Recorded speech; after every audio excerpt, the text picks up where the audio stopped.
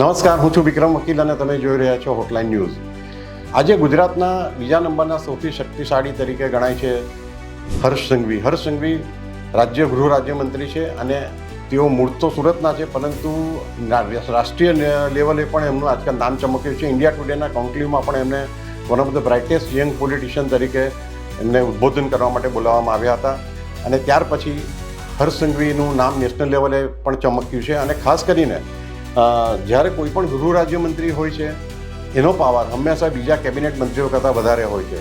ધારો કે Kanubhai Desai finance minister છે, પણ આમ જોવા જઈએ ટેકનિકલી તો નંબર 2 કહેવાય, પણ દરેક જાહેર સમારંભમાં કે વડાપ્રધાનનું સ્વાગત કરવામાં પણ મુખ્યમંત્રીની સાથે હર્ષ સંઘવી જોવા મળે છે.